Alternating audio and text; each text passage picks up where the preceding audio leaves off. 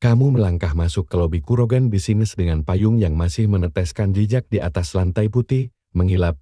Resepsionis meringis. Kamu buru-buru meminta maaf sambil melipat payung itu seperti sedang menangani rasa bersalah. Ini hari pertamamu, tentu saja hujan turun.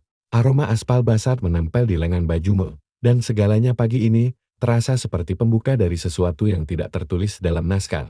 Kamu naik lift sendirian, menatap bayanganmu di pintu logam, kemejamu sedikit kusut, dan ada sehelai rambut membandet yang melengkung di dekat telinga.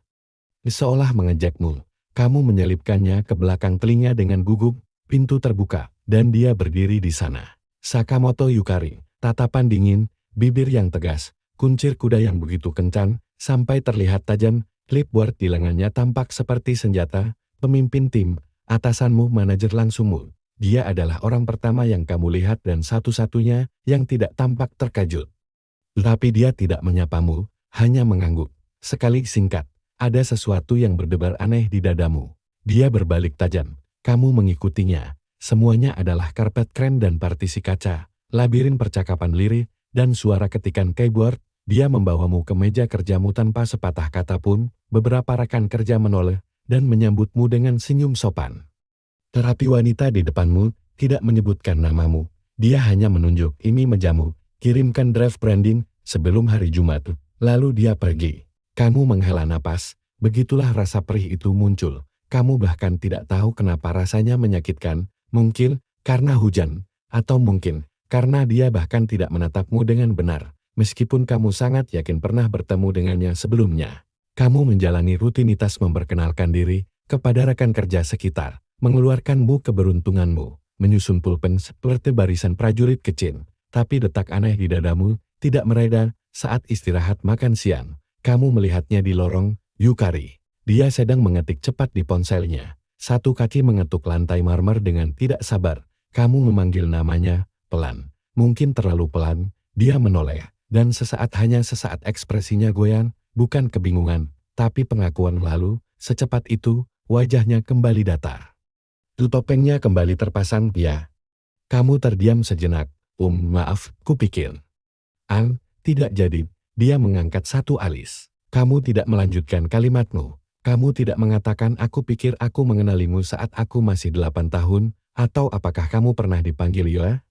Kamu tidak bertanya tentang luka di alisnya yang samar yang sepertinya dulu pernah kamu balut dengan plester bergambar kartun di sebuah apartemen sempit. Sebaliknya, kamu berkata, aku akan pastikan proposal branding selesai lebih awal. Dia mengangguk lagi. Tapi lebih lambat, matanya bertahan sedikit lebih lama dari yang diperlukan. Bagus, dia pergi. Kamu tetap berdiri di tempat.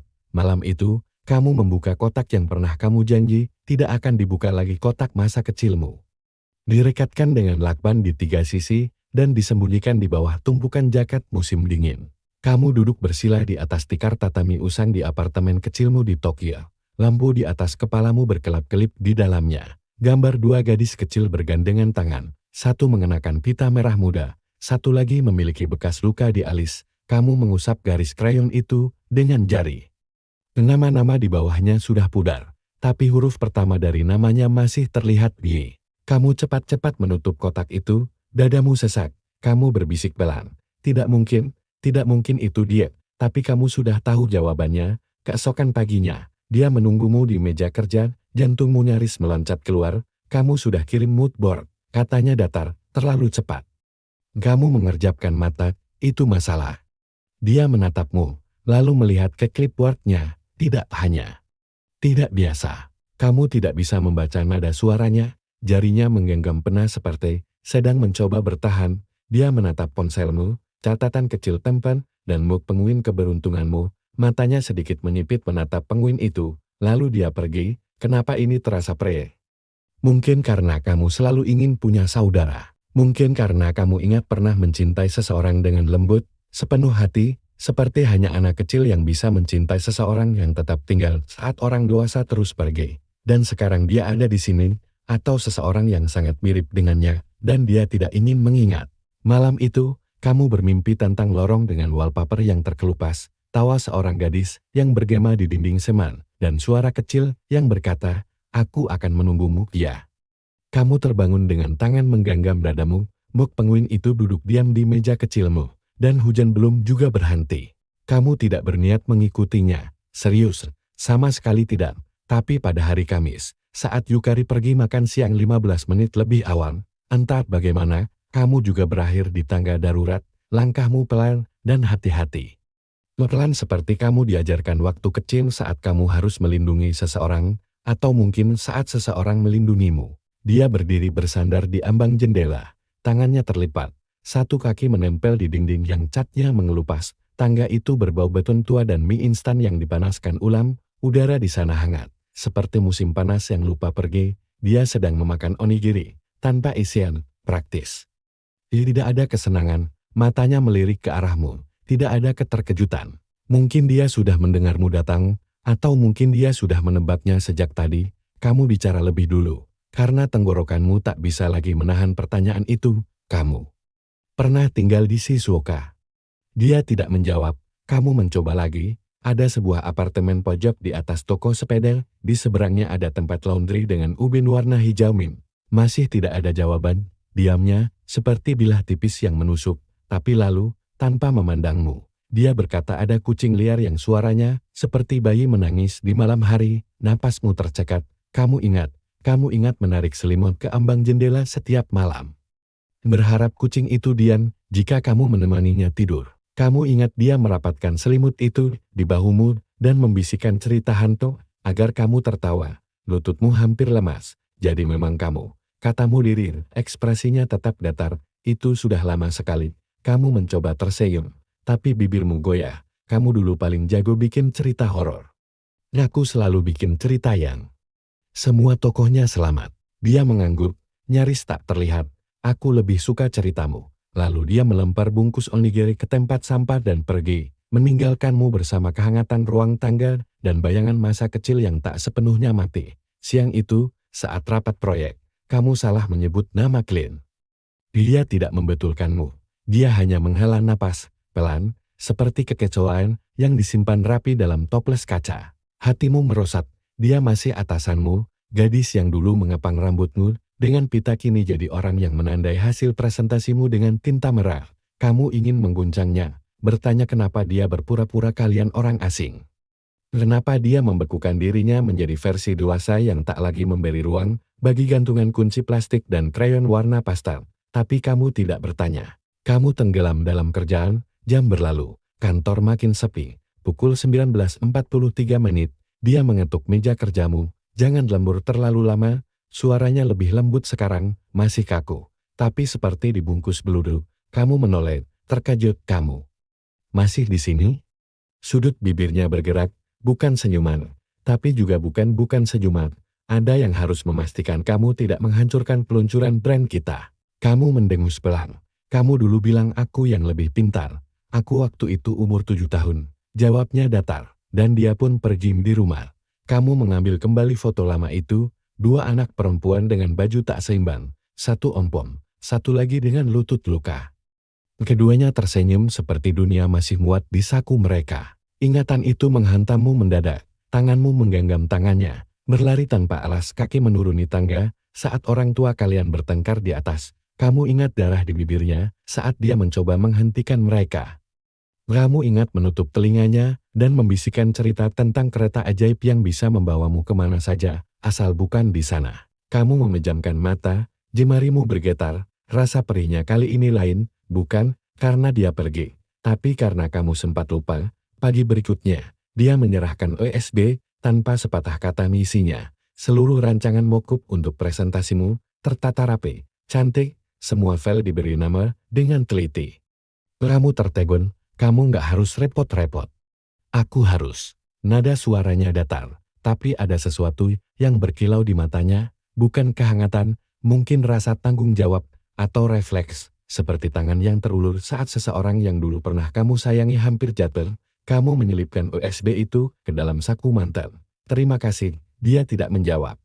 Tapi saat dia berjalan pergi, kamu melihat anting perak kecil di telinganya, bentuk bulan sabit. Kamu dulu punya pasangannya, kamu yang memberikannya sebelum kalian dipisahkan. Kamu menyentuh daun telingamu. Sudah lama tak ada, tapi sekarang kamu ingat, dia menyimpannya. Kamu bahkan tak sadar kamu kehilangan punyamu. 1 minggu berlalu sejak pertemuan di tangga darurat.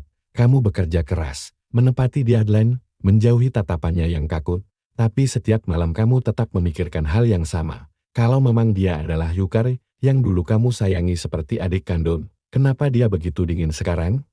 Pagi itu, kamu datang lebih awal, kantor masih sepi. Hanya ada bunyi mesin kopi dan suara ketikan samar dari lantai atas. Lalu kamu mendengar suara tawa ringan datar, singkat, dan sangat tidak sesuai dengan wajahnya yang biasa. Kamu berjalan pelan ke arah ruang rapat kecil yang dindingnya transparan di dalamnya.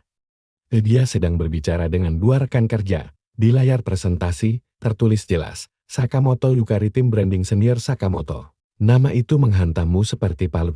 Itu nama keluargamu. Kamu berdiri di situ, membeku, tenggorokanmu terasa sempit. Di bagian terdalam hatimu, kamu tahu ini bukan kebetulan, bukan sekadar kesamaan nama di negeri dengan jutaan Sakamoto. Kamu mengingat ulang semua detail kecil, plaster karton, kalung bulan sabit, suara tangis yang dipendam, dan janji polos anak-anak nanti. Kita akan tinggal bersama lagi, tapi kalian tidak tinggal bersama. Kamu pindah bersama ayahmu, dia hilang bersama ibumu. Tak ada surat, tak ada penjelasan. Hanya keheningan. Dan sekarang dia berdiri di depanmu, mengenakan nama yang sama, tapi tidak memanggilmu saudara. Sore itu, kamu duduk bersebelahan dengannya, dalam rapat klinik. Dia mencatat dengan cepat, wajah tanpa ekspresi. Kamu mencoba fokus pada layar, tapi perutmu tegang, tanganmu bergetar. Lalu, secara tak sengaja, kamu menjatuhkan pena. Dia mengambilnya lebih dulu, dan saat dia menyerahkannya kembali, jari kalian bersentuhan. Ada jeda, tipis, cepat, tapi kamu tahu dia juga merasakannya, dan dia buru-buru menarik tangannya, seolah disentuh oleh api. Malamnya, kamu mencari foto keluarga lama di balik salah satu album. Kamu menemukan halaman sobek dari formulir sekolah dasar dengan 2 nama, Sakamoto Yukari dan Sakamoto Reina, kelas 2B, Shizuoka, tahun 2004. Di bawahnya, tulisan tangan ibumu yang kamu kenali. Keduanya harus ditempatkan di kelas yang sama. Jantungmu berdetak keras. Kau memang bukan mengada-ada. Dia bukan hanya teman masa kecilmu. Dia adalah saudaramu, setengah bagian darahmu, separuh masa kecilmu yang terhapus. Keesokan paginya, kamu menunggunya di lorong. Saat dia lewat, kamu menatap matanya dan berkata pelan, kita punya nama belakang yang sama. Dia berhenti, sepatu haknya diam di lantai marmer. Kamu melanjutkan, aku temukan formulir sekolah dari SD di Shizuoka, kelas 2B. Dia tidak bereaksi. Kamu ingat? Bisikmu, kita dulu pakai pita warna yang sama biar guru bingung. Akhirnya, dia menatapmu, dalam, diam, kita tidak boleh membicarakan ini di sini. Katanya perlahan, temui aku nanti jam 7. Tangga darurat lantai 4. Lalu dia pergi lagi. Tapi kali ini, langkahnya tidak setegas biasanya. Sepanjang hari, kamu gelisah, tanganmu berkeringat saat mengetik. Pikiranmu melayang pada pertanyaan-pertanyaan yang terlalu banyak untuk satu malam. Kenapa dia menyembunyikannya? Apa dia tahu sejak awal? Kenapa dia tidak mencarimu? Atau apakah kamu yang tidak mencarinya lebih dulu? Pukul 18.59 menit, kamu sudah berdiri di tangga lantai 4. Dia datang 1 menit kemudian, rambutnya diurai, tanpa clipboard, tanpa sikap dingin. Kamu benar, katanya sebelum kamu sempat bicara. Aku tahu sejak hari pertama melihatmu, tapi aku tidak siap. Kamu menahan napas. Aku pikir kamu lupa. Aku pikir itu lebih baik. Bagaimana bisa aku lupa? Suaramu pecah. Dia menatap ke bawah, ke anak tangga yang remuk di ujung. Aku berharap kamu lupa, karena aku ingat semuanya. Dia mengangkat kepalanya, tatapannya rapuh. Tapi jujur, dan aku tidak ingin kita bertemu seperti ini, bukan sebagai atasan dan bawahan, bukan di kantor yang dingin dan penuh tekanan. Aku ingin kita bertemu sebagai kakak adik lagi. Lalu dia berhenti, bibirnya menekan. Tapi kita bukan adik kakak lagi kan? Kita sudah terlalu jauh, terlalu asing. Kamu ingin menjawab, tapi tenggorokanmu terlalu kaku, karena untuk pertama kalinya, kamu sadar kamu tidak tahu apakah kalian benar-benar bisa kembali. Kamu tidak langsung percaya, meskipun hatimu sudah tahu, dan matanya mata Yukari telah mengaku diam-diam. Kamu tetap butuh kepastian.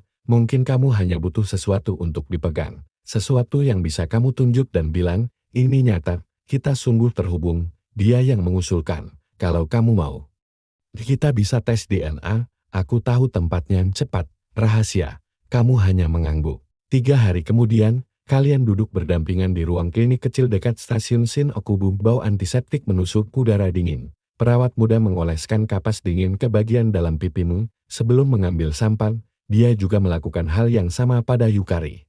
Lo yang duduk dengan tangan dilipat dan rahang mengeras. Tak satu pun dari kalian berbicara. Di luar jendela, kereta lewat dengan suara gemuruh panjang. Hasil keluar 2 hari kemudian, kalian kembali ke klinik. Suster menyodorkan amplop putih. Yukari tidak membuka, dia memberikannya padamu. Kamu dulu, dengan tangan gemetar. Kamu merobek tepi kertas itu, mata menyusuri baris demi baris. Lalu berhenti di kalimat itu, kecocokan DNA, 99,92% kamu menutup mata. Bukan dugaan, bukan sekadar wajah yang mirip, atau kenangan samar, ini nyata, hitam di atas putih. Kamu menyerahkan hasil itu padanya. Dia membacanya pelan, alis sedikit bergerak naik, namun wajahnya tetap tenang seperti es yang enggan reta. Aku kira melihat angka akan membuat semuanya lebih mudah, gumamnya. Kamu menjawab, tapi malah membuatnya lebih berat, ya. Dia tertawa, tipis, pahit. Dalam perjalanan pulang, kalian naik kereta yang sama, berdiri berdampingan di gerbong yang penuh, pegangan atas terlalu tinggi untukmu, seperti dulu, tanpa kata, dia memegang tiang di sebelahmu, membentuk ruang kecil tempatmu, bisa berdiri lebih tenang. Kenapa kamu nggak pernah mencariku? Kamu bertanya pelan. Dia menatap keluar jendela. Karena aku tahu ayahmu tidak akan mengizinkan. Karena saat aku coba kirim surat, tidak ada balasan. Kamu menggigit bibir. Aku pikir kamu yang melupakanku. Bisikmu, tidak pernah. Jawabnya cepat, lalu hening lagi. Orang-orang di sekeliling kalian berbicara pelan. Tertawa, menatap layar ponsel. Tapi kalian berdiri dalam ruang kecil itu seperti dua benda yang dulu utuh. Kemudian terbelang, lalu dilemparkan kembali bersama dalam bentuk yang tidak sama malamnya. Kamu membuka kembali kotak kenangan itu. Kamu menemukan satu surat belum terbuka tua. Kertasnya kekuningan, kapnya sobek setengah.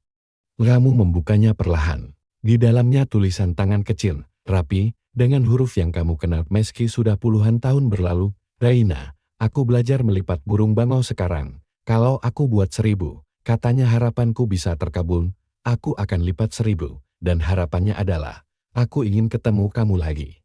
Derangisanmu pecah begitu saja. Kamu tidak ingat menerima surat itu. Mungkin ayahmu menyembunyikannya. Mungkin ibunya menyerah. Tapi sekarang kamu tahu, dia tidak pernah lupa. Keesokan harinya, dia menunggumu di balkon kantor. Di tangannya, ada kotak kecil. Aku simpan ini selama 12 tahun, katanya. Menyerahkan benda itu tanpa banyak kata. Kamu membukanya, di dalamnya 50 burung bangau kertas mungil, dilipat dari kertas bekas, buku pelajaran, bahkan tiket kereta cuma sampai 50. Aku nggak pernah selesai. Kamu memandangi benda-benda itu, tak bisa berkata apa-apa. Dia menambahkan, setiap kali aku lipat satu. Aku pikir kamu juga pasti sedang tumbuh. Jadi aku berhenti. Karena aku takut kamu nggak tumbuh jadi orang yang ingin bertemu denganku lagi. Kamu menarik napas panjang. Kalau begitu, sekarang kita mulai dari 51. Dia akhirnya menatapmu. Kali ini dengan mata yang tidak ingin berpaling. Setelah hasil DNA keluar, kamu berharap segalanya akan berubah. Bahwa ia akan memanggilmu dengan nama masa kecilmu. Bahwa kalian akan minum teh bersama di balkon kantor dan tertawa mengenang masa lalu. Tapi tidak, hari Senin datang seperti biasa, Yukari tetap datang paling pagi. Dia tetap berjalan cepat, tanpa suara. Dia tetap mengoreksi presentasimu dengan koretan merah yang lebih dingin dari pendingin ruangan kantor, dan kamu mulai bertanya-tanya, apakah hubungan darah benar-benar cukup untuk menyatukan dua orang yang telah tumbuh terpisah terlalu lama? Judulnya salah, katanya tanpa ekspresi, menunjuk slide presentasimu. Kamu ingin menjawab bahwa itu kesalahan sepele, tapi tidak kamu ucapkan. Dia menatapmu dengan mata netral. Revisi malam ini, kirim ke email sebelum pukul 10. Kamu mengangguk. Baik, dia berbalik dan pergi, dan di antara ketikan keyboard yang mengisi ruangan senyap, kamu mendengar suara kecil dalam kepalamu berkata, ini bukan seperti yang aku bayangkan. Malam itu, kamu lembut, kantor mulai kosong. Lampu sebagian sudah mati. Satu-satunya suara adalah derit kursi dan detak jarum jam. Saat kamu hendak menyimpan file terakhir, kamu mendengar langkah pelan mendekat. Yukari muncul di balik dinding kaca. Dia tidak membawa tas, tidak memakai jas, rambutnya sedikit berantakan. Sudah makan? Tanyanya pelan. Kamu tertegun, belum? Dia meletakkan sesuatu di mejamu. Sebungkus roti isi dan sebotol teh hijau. Jangan sakit, katanya pelan. Lalu berjalan pergi. Kamu menatap bungkusan itu, roti rasa tuna, kesukaanmu sejak kecil. Kamu bahkan belum pernah menyebutkannya padanya lagi. Keesokan harinya, kalian tidak bicara.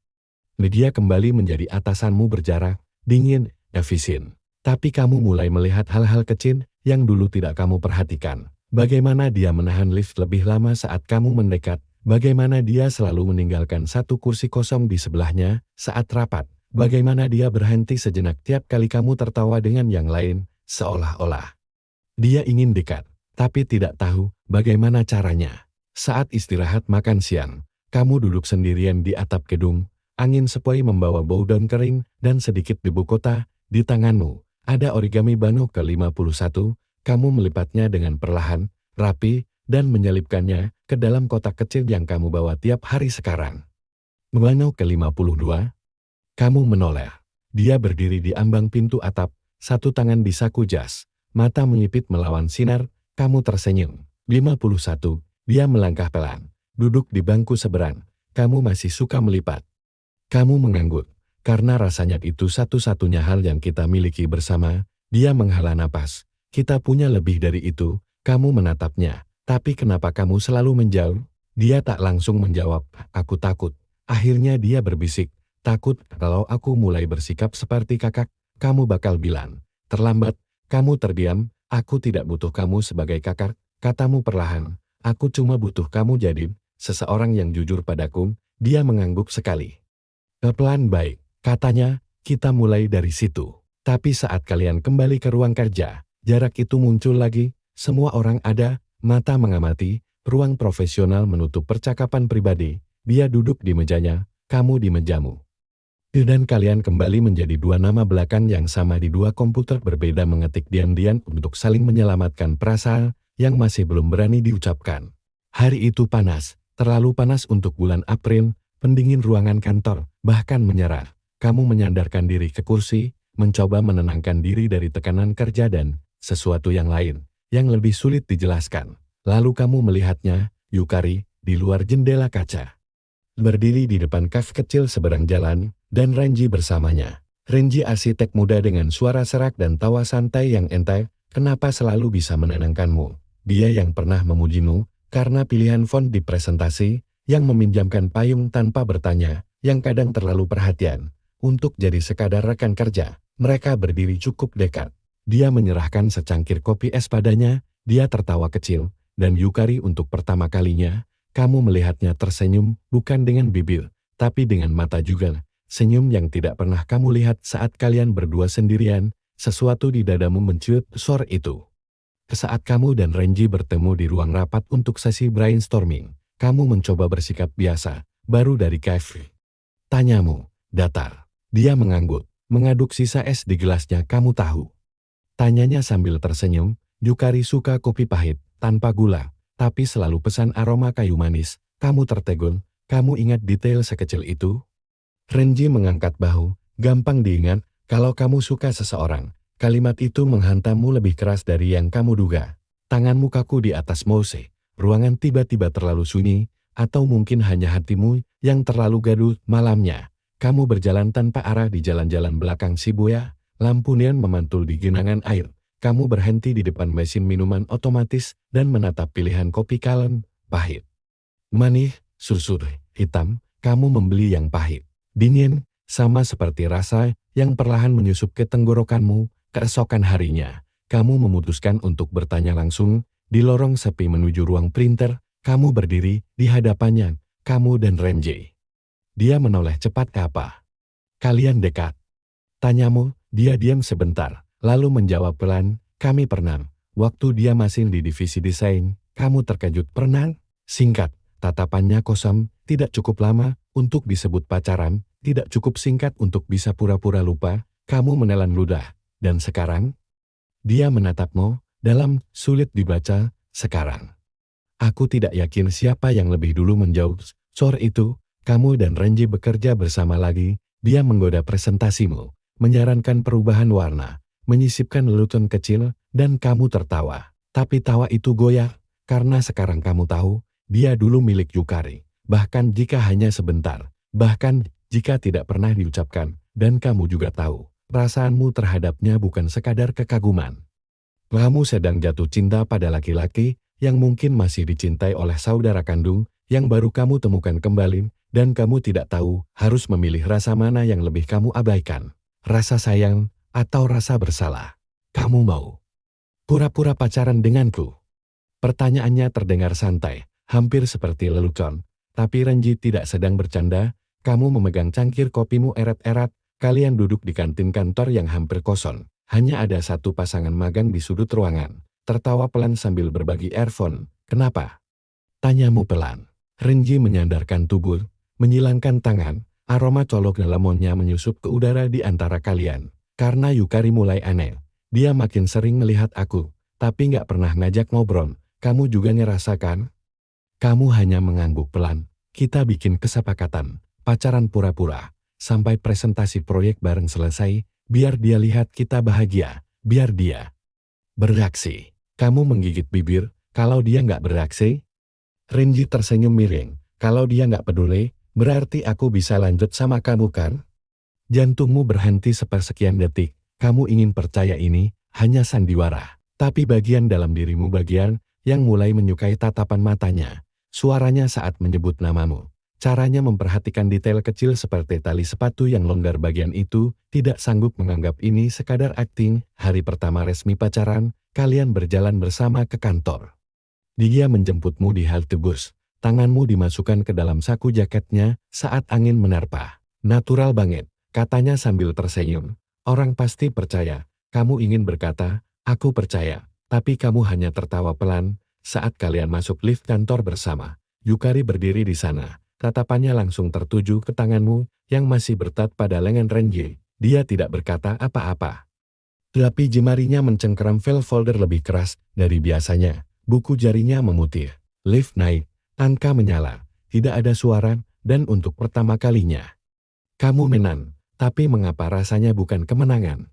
Sore itu, kamu dan Renji makan malam di restoran ramen dekat stasiun, bagian dari perjanjian, katanya. Tapi ketika dia menyuapkan narutomaki ke mangkukmu, dan mengusap kuah dari sudut bibirmu dengan tisu, kamu tidak bisa menahan tawa gugup. Aku tahu ini palsu, katamu. Tapi kamu terlalu baik dalam peran ini. Renji menatapmu. Lama, serius, karena aku ingin itu nyata, kamu membeku, dari dulu. Bahkan sebelum Yukari, aku sudah suka kamu, tapi kamu selalu sibuk, selalu serius, selalu terlalu rapi.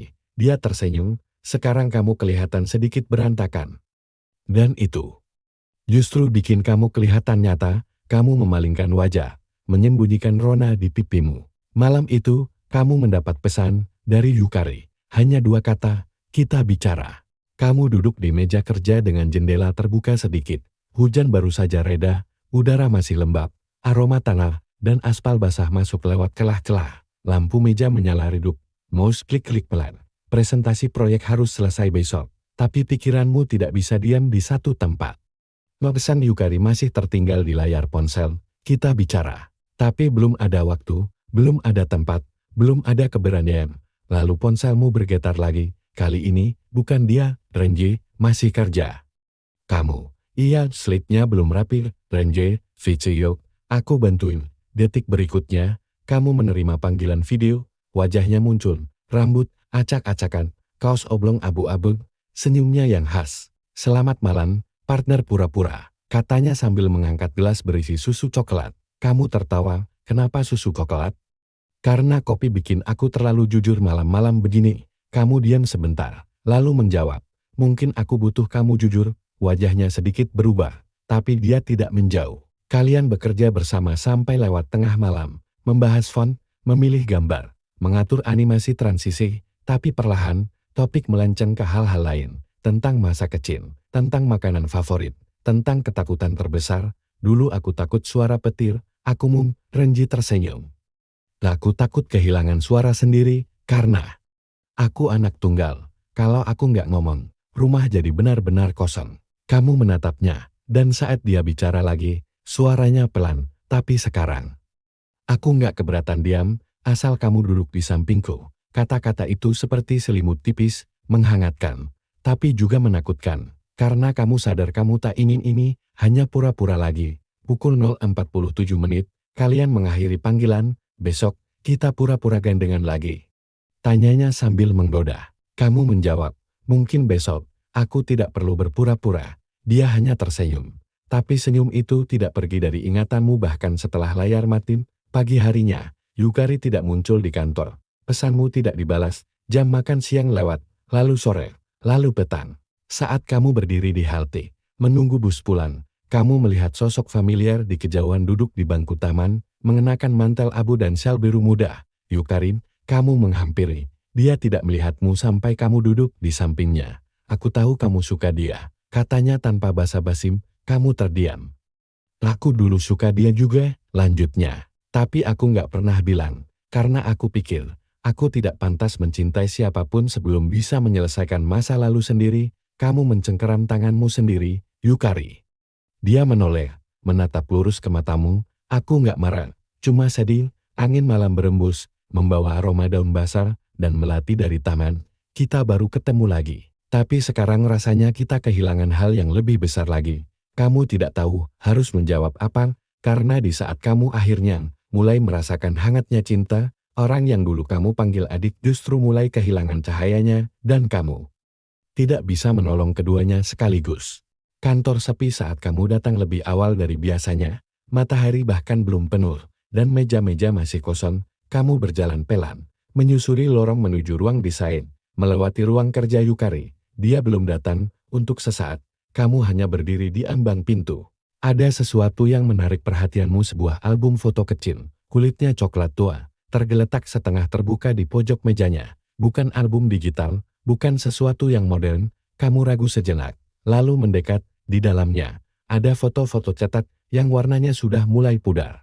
Gadis kecil dengan pipi bulat dan rambut dikuncir dua tersenyum, sambil memegang tangan seorang anak perempuan lain, yang kamu tahu siapa itu kamu. Kamu mengenali kaos kaki belang warna ungu yang kamu pakai hampir setiap minggu. Karena ibumu bilang itu satu-satunya yang tidak pernah hilang saat dicuci. Kamu memegang balon, Yukari memegang es krim. Di belakang kalian, papan nama kecil dari kayu bertuliskan Festival Musim Panas Shizuoka, tahun 2005. Kamu membalik halaman, foto kalian sedang duduk di atas tikar piknik, makan onigiri. Ada seorang wanita muda di belakang kalian senyum lembut, mata seperti milik Yukari. Dan di sisi lain, seseorang yang memegang kamera, hanya tangan dan sebagian wajah yang terlihat ayahmu. Itu satu-satunya foto yang menunjukkan kalian berempat, buah keluarga. Sejenak, sebelum semuanya hancur, tenggorokanmu mengering. Kamu membalik halaman terakhir, di baliknya, terselip secari kertas kecil, tulisan tangan Yukari, rapi tegas, seperti gaya catatannya di kantor.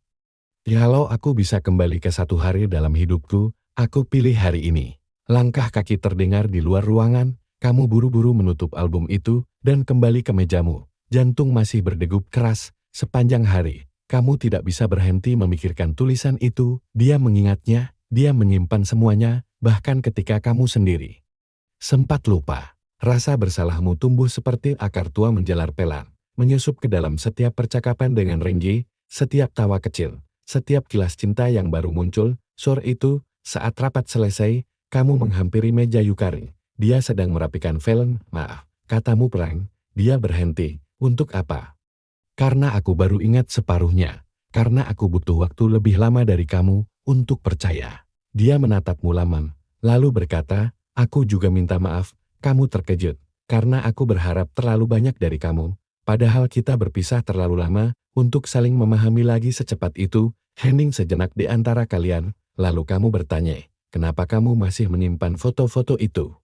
Dia menjawab tanpa berpikir, karena itu satu-satunya bukti bahwa kita masih pernah jadi sesuatu yang utuh. Kata-katanya sederhana, tapi terasa seperti hentakan pelan di dalam dada. Yukari menutup map dokumennya dengan tenang, tapi matanya tidak tenang. Tatapan itu, yang selama ini dingin dan tak terbaca, kini tampak seperti danau tua tenang di permukaan, tapi menyimpan badai yang sudah lama tenggelam. Aku nggak tahu kita bisa jadi seperti dulu lagi, ucapnya lirih. Tapi aku juga nggak mau pura-pura kamu cuma rekan kerja. Kamu menarik napas pelan. Aku juga nggak tahu apa kita bisa kembali ke titik awal, tapi kita bisa mulai dari tengah, katanya sambil berdiri. Kita udah cukup dewasa untuk itu kan? Kamu tersenyum tipis, atau cukup hancur? Dia tertawa kecil, suara yang lebih menyerupai desahan napas lelah daripada benar-benar tawa. Malam itu, kamu mengirim pesan pada Renji. Hanya satu kalimat, kalau kamu suka aku, jangan pura-pura lagi. Tapi dia tidak langsung membalas, dan kamu mengerti. Karena kamu juga sedang menata ulang puing-puing. Karena di dalam lubuk hatimu, kamu tahu, cinta yang datang setelah luka kadang indahnya lebih lambat, tapi lebih dalam. Dan kamu belum sepenuhnya selesai berdamai dengan luka pertamamu, Yukarin. Pukul 1 dini hari, layar ponselmu menyala. Renjin, besok pagi aku jemput, tapi kali ini, bukan untuk pura-pura.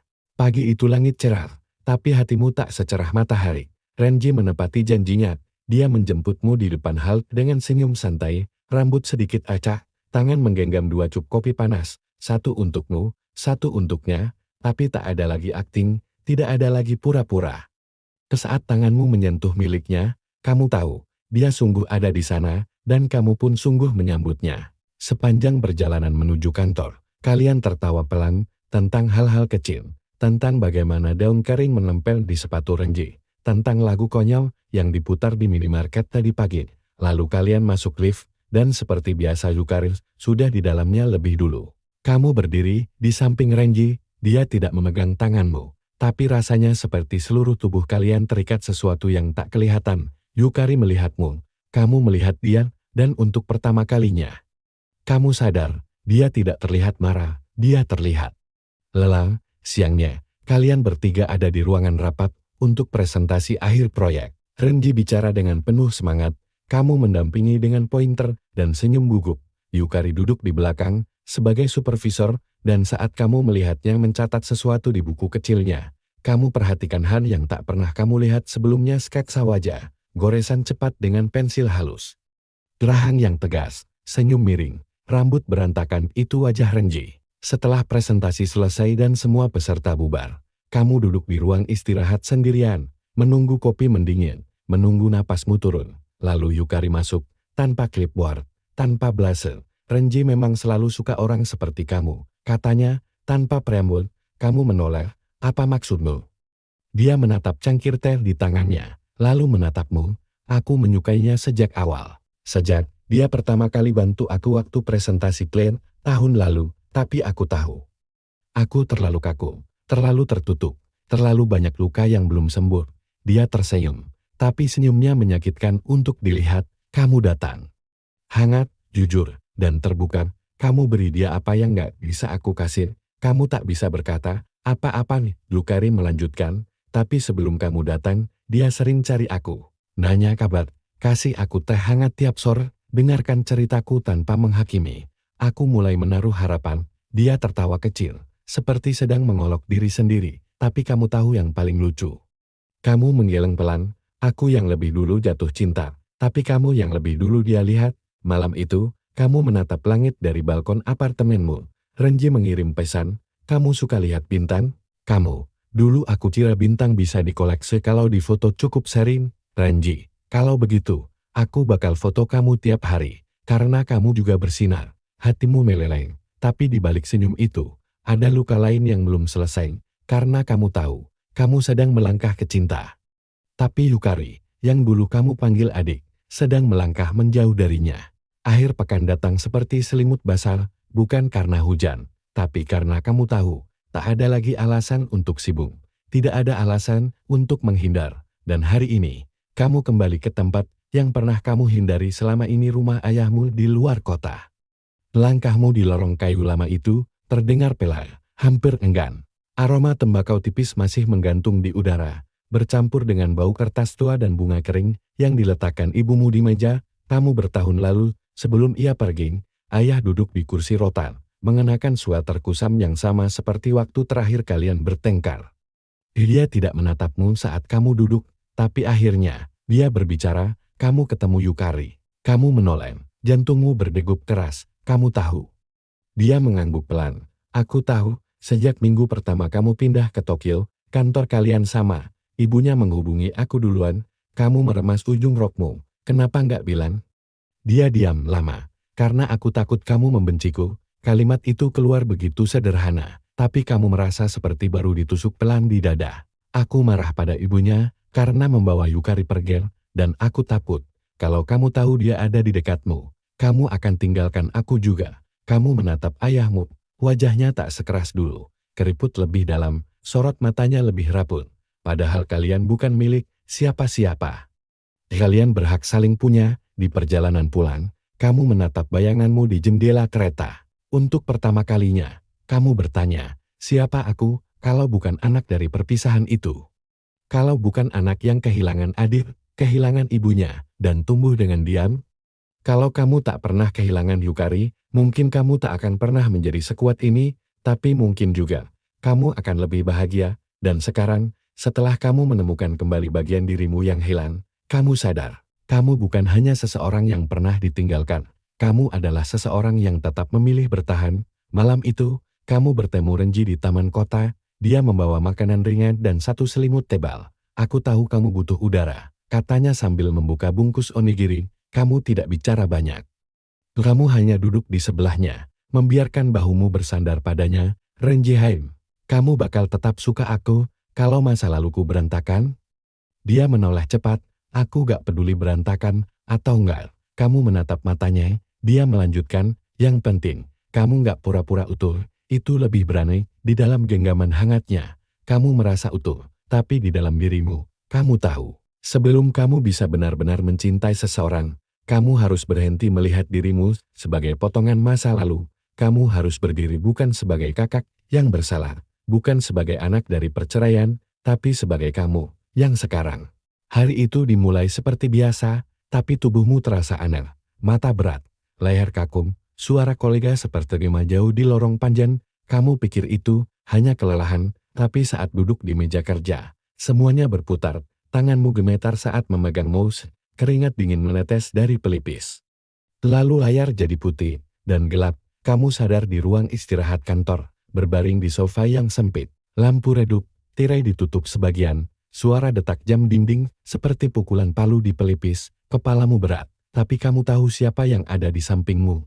Bahkan sebelum membuka mata, Yukari. Dia duduk di kursi lipat, tanganmu dalam genggamannya, tidak memegang erat tapi juga tidak ingin melepas. Dermamu tinggi. Suaranya lirik, tapi kamu nggak mau ke klinik. Kamu menatapnya, mata kalian bertemu, dan untuk pertama kalinya sejak semua ini dimulai, dia tidak berpaling. Kenapa kamu yang datang duluan? Dia tidak menjawab langsung, tapi air matanya yang turun perlahan memberi jawaban yang lebih jujur dari kata-kata, aku masih kakakmu. Meskipun kamu sudah besar, kalimat itu membuatmu menangis, pelan, hening.